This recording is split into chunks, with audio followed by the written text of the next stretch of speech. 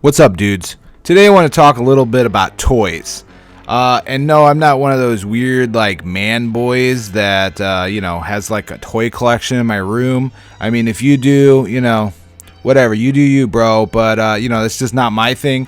But, when I was a kid, I had hella He-Man dudes. I had all the He-Man guys. I don't even know if I can remember their freaking names now. There's He-Man, obviously. There's Skeletor and, like, Beastman and Man-at-Arms. And any of you guys remember this shit? Let me know. I'm honestly curious. Let me know in the comments if you grew up watching some freaking He-Man and Voltron and classic cartoons. I mean, I watched them when they were first out, but hell, even today, I have my dang kids still watching He-Man and G.I. Joe, because a lot of these modern cartoons are gay as fuck, dude. No lie. I mean, the 80s cartoons, some of the animations are kind of shit, but that aside, they were pretty badass. I need to do like a cartoon review. I need to revisit like He-Man and shit and like review it. I haven't watched that shit in fucking forever, man. I do have, it's kind of funny, I do have a He-Man muscle shirt that I wear at the gym that I picked up at freaking Walmart though, because I just think it's kind of funny. I also want to talk a little bit about Barbie. Now, Barbie is not something obviously I grew up playing with. Although I guess that wouldn't be so obvious in today's like nut job world where little boys are supposed to play with ponies and shit. But my dad would have beat my ass for playing with a Barbie, and so I was a normal American boy. The only interaction I had with Barbies as a child was stealing them from girls, ripping their hair out, and, like putting them in little torture racks and sawing their feet off. Because that's what boys fucking do. We're sadistic. It's also, strangely enough, how we flirt with little girls, because that's basically all we know how to do. And when I say we, I mean as in we males when we're young, not as in I'm a grown man that currently destroys Barbie dolls to flirt with little girls. Just wanted to point that out. But in the past couple of years, maybe 5 years or so, I've been noticing again and again feminists who really want to harp about the Barbie dolls. So take this article. This was published on Mirror Mirror. It's an online eating disorder website. And they say the Alliance for Eating Disorders Awareness reports that 70 million people worldwide suffer from eating disorders like anorexia and bulimia. About 90% of those with eating disorders are young women between the ages of 12 and 25. Remember, these young women likely played with Barbie dolls, multiple Barbie dolls, shortly before developing their disorders. Alright, so did you guys catch all that? So these girls developed eating disorders around the ages of, or between the ages of 12 and 25, and they also played with Barbie dolls before the age of 12. I would say they actually played with them after the age of 12, but let's leave that aside. Alright, I accept that these two things are true, however, they have nothing to do with each other. I'd like to introduce you to a little thing called the post hoc fallacy. It's a pretty simple one. Basically, it runs something like this. A occurs before B, therefore A is the cause of B. Now, you can hopefully see how this is a really stupid way of thinking. In fact, it's this kind of bullshit, idiotic, illogical thinking that has led media sites in the past to say things like, oh, this kid just shot up his school. Oh, we also found out that he plays video games, so that must be the cause. Or, hey, this kid just, killed himself. Oh, he also listened to this sort of music. This must be the cause. In other words, just linking two random ass things that don't have anything to do with each other and saying that one of them caused the other. In fact, if you look at obesity statistics for the United States, I would say that these Barbie dolls have basically had no effect on these young girls. In fact, maybe we need more Barbie dolls. Maybe we need skinnier ones. I don't know, toothpick ones. It's over the past, just throughout the 20th century, especially since like the 50s, if we look at the 50s and up, has just gotten fatter and fatter and fatter. It's gotten to the point now, it's so ridiculous. Like you go out to a store or, especially a restaurant. If you go to we went to a buffet today, man, like a Chinese buffet. I do like some Chinese food. And, it's like horrifying. Like, I actually now, I'm like, I'm freaking triggered or some shit by going in there, because I'm just like, holy shit.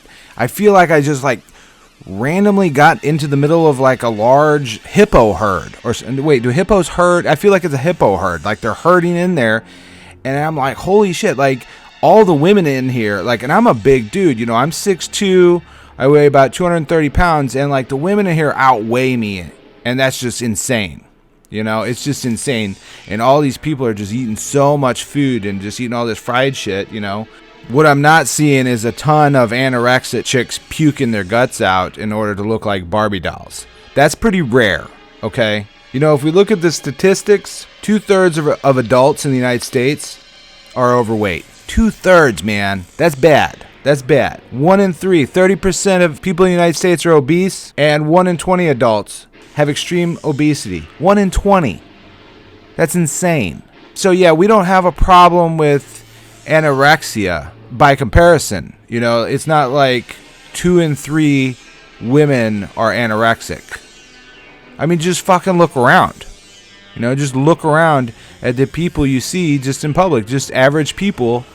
They are almost all overweight, and it's causing a weird perception shift into what is normal. You know, they talk about how skinny or fit girls don't represent the average or a normal, quote unquote, normal woman in the United States. They look at fitness models, and you know, you hear these feminists say, oh, this is not what the average American woman looks like, which is true. The average American woman is a fat cow stuffing fries down her gullet. So you can't base things on average. There's a big difference between average and normal, okay? And feminists and social justice warriors, they hate the term normal. They don't like, oh, there's no such thing as normal. Fat is beautiful. Up is down. Left is right.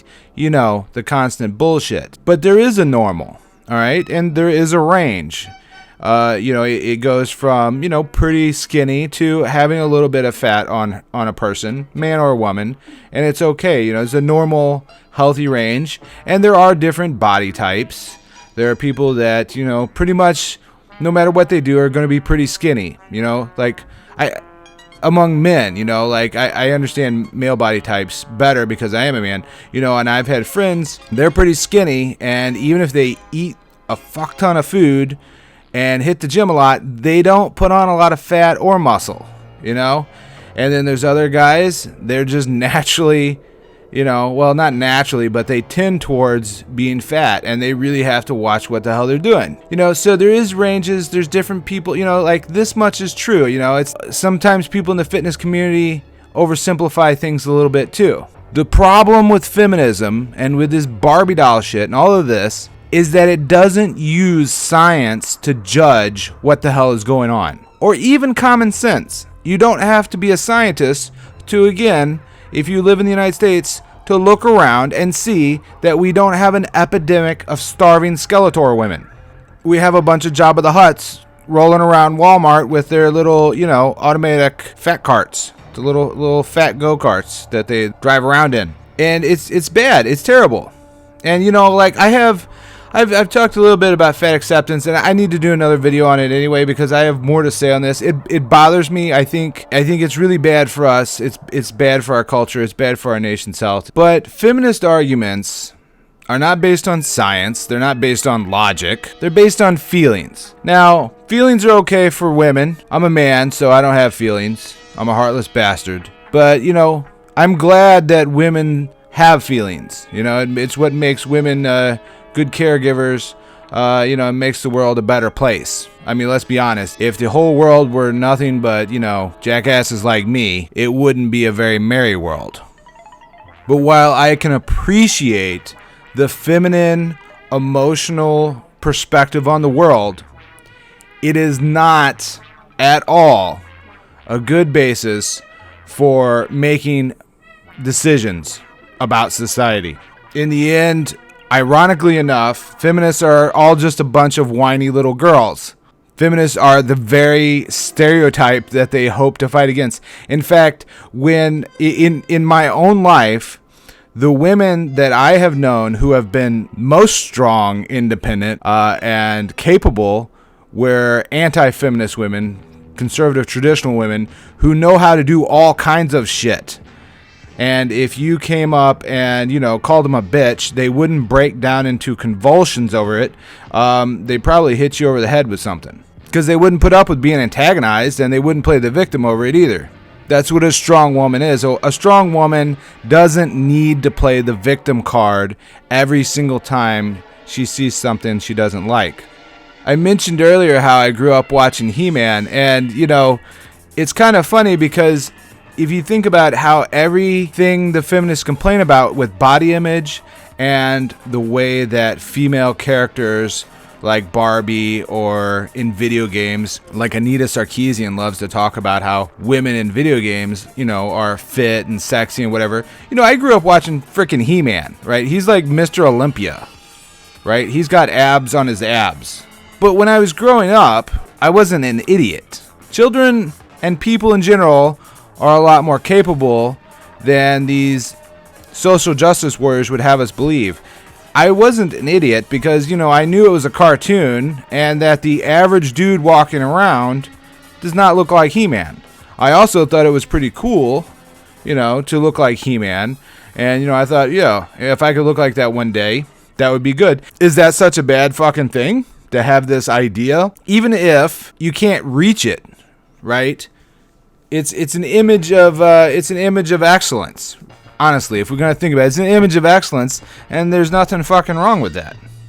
But instead of, keeping Barbie, Barbie is already caved in. Now they have the fat Barbie because the feminists want to bang on that door. But let me tell you, I would be really surprised if the fat Barbies sold too well. Because the one thing with the market is the market will sort itself out.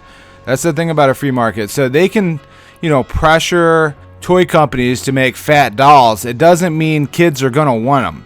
And your average little girl, I don't care if she's fat or not, doesn't want a fat doll. Because again, kids are smart and they know like a little hippo doll it's not attractive. They don't want that shit any more than when I was a kid. I would want some, like couch potato He-Man, like just a big fat He-Man. But at the end of the day, kids are gonna watch whatever. And while, obviously, everything that we engage in is going to have some influence on us.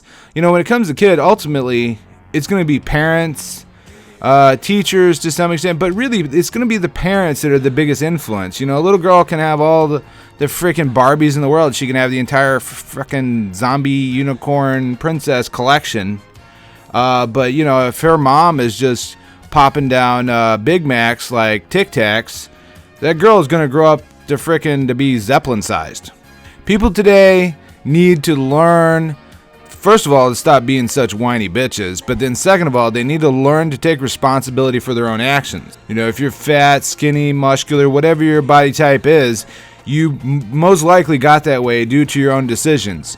There are some extremely rare sort of genetic diseases that can fuck with that, yes. But look, 2/3 of the United States is overweight. That's not, we haven't had a giant fucking plague of genetic mutations like we're all turning into like, the fucking fat X-Men or some shit. It's the way people are living their lives. And everybody knows this other than these stupid fucking people that write this shit. Me personally, my parents when I was growing up, they weren't too great in the health department, And I don't blame them. In general back then, people were less health conscious. They didn't really know as much about healthy foods and stuff. I mean, we really live in a time where we know a lot more about what foods do. The food pyramid was skewed as fuck too. It's like eat 90,000 servings of carbs a day and shit. But I grew up poor, and it's really weird. People that grew up kind of middle class or up don't understand this. But when you're poor, there's a reason why like poor people tend to be kind of fat. It doesn't seem like it should be that way. I know. But like you actually got to be like really poor to be like fucking skinny. And then you're like dying from malnutrition. But if you're in America and you're like normal poor, here's the thing. There's a lot of cheap food. I mean, like fucking McDonald's. It's cheap as hell, dude. You can go there, $4, eat a shit ton of calories. You know, potato chips and shit like that is really cheap compared to eating, say, fresh apples and oranges, compared to good quality cuts of meat, things like that. It's more expensive, you know, because as an adult, I've moved to eating healthy. I moved away from eating garbage foods, and it took me a few years. It took me probably about 4 years total to really change the way I ate, because I had so many bad habits growing up. And I noticed the more and more healthy that I ate, it cost more and more money. Because to really eat healthy, you know, you should be eating lots of fruits and vegetables and less things like Cheetos. And so it costs a lot of money to buy that shit. It's not impossible. So, you know, that's not an excuse. But if you just go and you're worried about money and you're buying food, you're probably going to end up with food that's not too good for you. But like I said, you know, I grew up with bad habits. I learned to turn that shit around, man. If you're in that situation, you've been eating shitty ever since you're a little kid, you know, don't let that be a fucking excuse, right? Because when you're, you know, 45, 50, and you got diabetes and they're sawing your feet off, and you're having a fucking heart attack just from trying to reach for your, you know, your Xbox controller, you're going to be pretty fucking regretful then.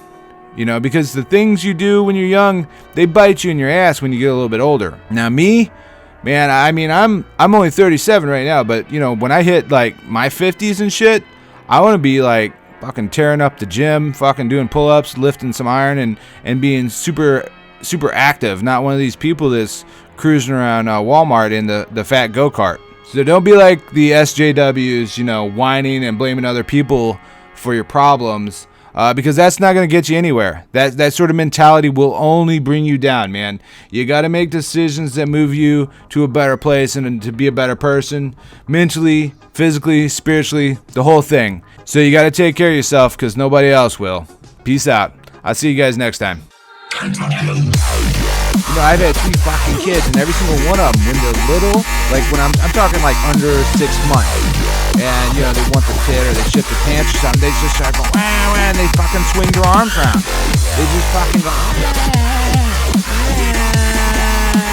and they fucking swing their arms around. And that's what this fucking bitch is doing.